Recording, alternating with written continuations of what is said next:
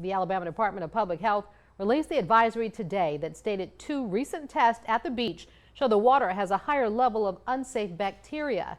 Officials urge you to take precaution if you're down there. These waters are tested frequently.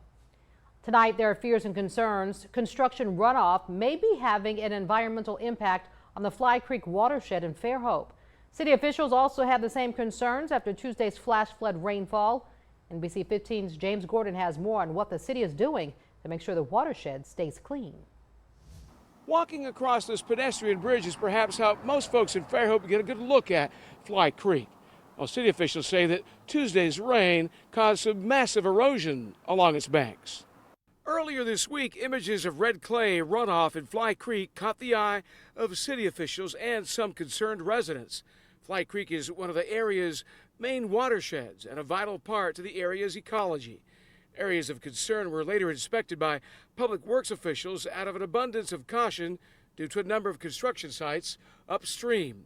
One in particular, the retreat at Fly Creek Apartments, has been of concern to the community because of its location and perceived environmental impact.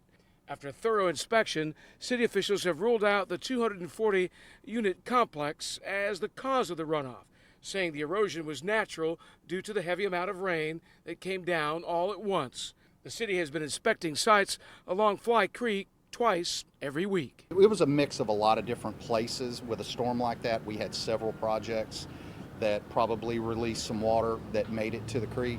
So we address each of them the same, every one of them. If they had problems, they have to correct it, and then they monitor. We go back and monitor their corrections to make sure they were done properly. As a result of the inspection, project supervisors on close to a dozen developments along Fly Creek have been notified to add protection barriers to construction parking lots and other open areas at their construction sites.